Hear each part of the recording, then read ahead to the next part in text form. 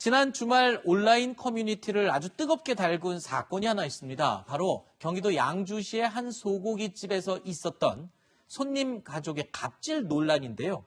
전화와 문자를 통한 욕설은 물론 반복적인 이 허위 예약과 별점 테러까지 했다라는 이야기가 들리고 있습니다. 코로나19 여파로 어려운 식당을 더욱 고통스럽게 했다라는 누리꾼들의 분통 터뜨리는 목소리도 쏟아지고 있는데 글쎄요. 먼저 당시에 어떤 상황이었는지 녹취록을 들어보겠습니다. 아니 끝까지 이 여자가 잘못했다는 말을 안 하네. 아, 제가 당장 거기다 물러내. 카운터에서 죄송하다고 말씀드렸잖아요. 뭐라고? 제가 카운터에서 죄송하다 말씀드렸잖아요. 죄송하려고 되니? 그럼 어떻게 거기다 빨리 합니까? 붙여. 안 되겠어 이거. 저희 지금 이렇게 야, 반말하는 니네. 거 니네 있잖아 방역수칙 어겼다고 찌르면 너네 300만 원이야 몰라? 지금 협박하시는 겁니까? 협박하게 왜 했어 네가? 아, 지금 손님이 이게 뭐라고 어디다 대고 그냥. 하시면 지금 협박 아니십니까?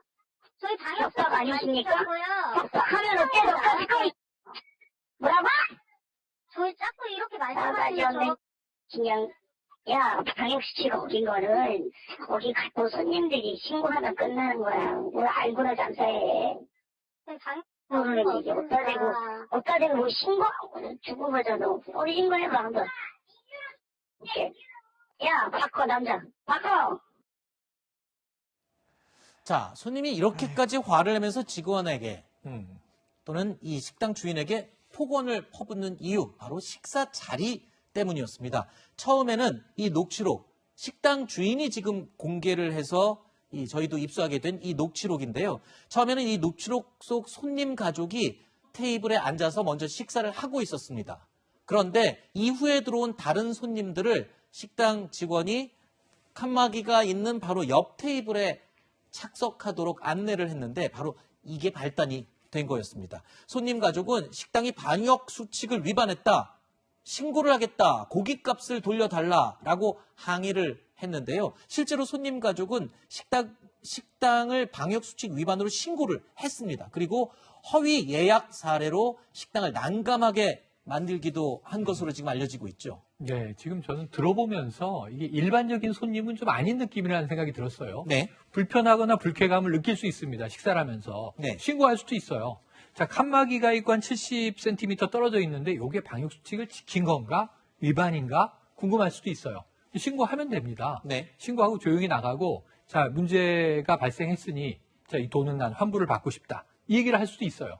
근데 아까 쭉 진행되는 얘기를 보면은 굉장히 장시간 동안 네. 여기에 대해서 뭔가 내가 원하는 이익을 얻어내기 위한 것을 가게 주인에게 압박하는 느낌이 들거든요. 네. 그래서 우리가 이럴 때, 야, 이게 보통의 소비자는 손님은 아닌 것 아닌가?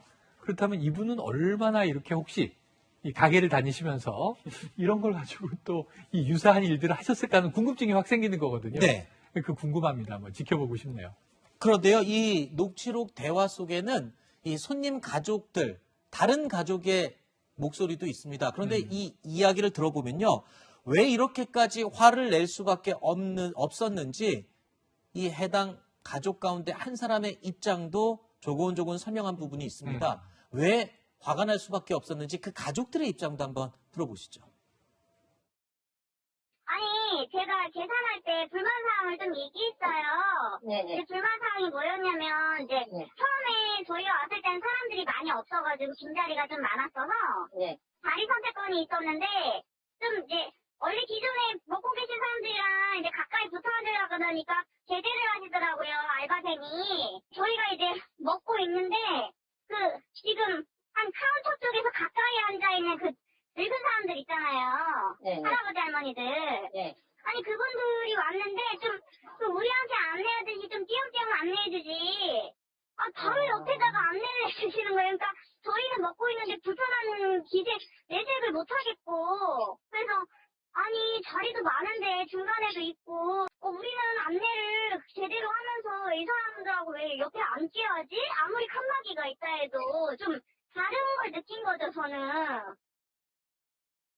또 얘기를 들어보니까 네. 가족들 입장에서는 또 불쾌한 점이 있을 수도 있다. 그런데 그 이후의 통화 내용, 8분 정도 넘는 통화 내용, 식당 주인이 제공한 내용을 저도 들어보니까 네. 그 내용 중에 그런 부분이 있었습니다. 그러니까 영수증을 달라. 이 그 영수증으로 별점 테러, 소위 네, 말해서 네. 인터넷에 이 식당에 대한 안 좋은 댓글을 올리겠다라고 했던 부분, 그리고 또 이 시청에 신고를 해서 벌점 또는 이 벌금 300만 원을 맞도록 하겠다. 허위 예약. 그렇죠. 네. 그리고 허위 예약. 그러니까 식당에 다른 여러 가지 종류의 피해를 끼친 부분이 이제 불이익을 네티즌들의 주기 위한. 공분을 사고 있는 그렇습니다. 것이겠죠. 그렇습니다. 네. 그러니까 지금 아까 얘기한 대로 항의할 수 있다고 봐요. 네. 거기에 대해서 이제 뭐 저런 분쟁들이 흔히 생겨요. 그런데 문제는 뭐냐, 그 다음에 그 좀 분노감, 어떤 분풀이를 하는 방식 자체가 네. 너무 식당에게 무리한 압박을 주는 방식으로 이루어지다 보니까 대부분이 손님인 우리들의 입장에서도 저렇게까지 할 필요가 있었는가? 300만 원 벌금을 받거나 안 받거나 네. 행정명령에 대한 신고를 했으면 끝나는 것 아닌가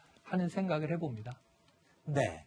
자, 지금요, 이 식당 사장과 문제가 됐던 이 가족들이요, 입장을 밝혔다고 하는데 저희 제작진이 지금 입장에 대해서 자막으로 저희가 보내드리겠습니다. 어떤 입장이 나왔죠?